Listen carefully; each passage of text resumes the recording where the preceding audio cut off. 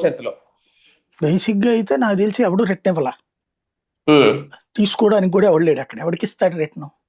Number one. రెండోది, స్థలాలు ప్రతి ఒక్కళ్ళకి డిజైన్ చేసి ఇచ్చారు. స్థలాలలో ఫస్ట్ మిమ్మల్ని లబ్ధిదారుగా గుర్తించడం, వాలంటీర్ అది తీసుకెళ్లి సచివాలయం నుంచి మీ చేతికి సర్టిఫికెట్ ఇచ్చారు, ఒక కాగితం, పుస్తకం. అవును అవును అవును దాంతో ఇచ్చారు. పాటు ఎక్కడో తీసుకెళ్లి చూపించారు ఒకసారి. ఆ చూపించినప్పుడు చూసినట్టు ఫోటో తీశారు, తీసి దాంట్లో లోడ్ చేయడం వాలంటీర్ డ్యూటీ. అప్పుడు రెండవసారి కొలతలు వేసేటప్పుడు ఒకసారి పిలిపించారు, కొలతలు వేసి ఇదిగో మీకు ఇది అని చూపించి మీకు నిర్దేశించిన ప్లాట్లో సున్నాలేసి ముగ్గులేసి ఆ రాళ్ళేసి అందులో నుంచోబెట్టి ఫోటో తీశారు రెండోసారి.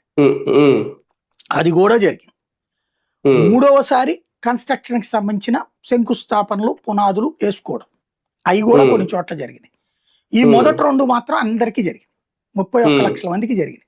ఒక్క 50,000 ఈవెన్ అమరావతిలో వాళ్ళకి కూడా వేసారు అప్పుడు ముగ్గు, వాళ్ళకి తప్పించి వాళ్ళకి కూడా ల్యాండ్ చూపించారు కదా అప్పుడు ప్రత్యేకించి. తర్వాత వాళ్ళకి పీకేశారు వీళ్ళు తప్ప. టోటల్ గా 31.5 లక్షలు 31 లక్షల మందికి కూడా ప్లేస్ చూపించారు. దాంట్లో కన్స్ట్రక్షన్ జరిగినాయి అంటారా, 7 లక్షలు అప్పుడే జరిగినాయి జగన్ ఉన్నప్పుడు. వాళ్ళంతటా వాళ్ళు కట్టుకున్న వాళ్ళు కట్టేసుకున్నారు. మిగతా